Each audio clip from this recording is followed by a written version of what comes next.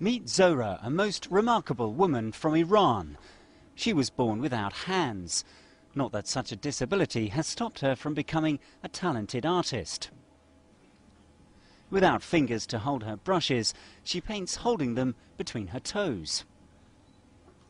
For most of us, having no fingers or thumbs would severely limit our everyday life. But not for Zora.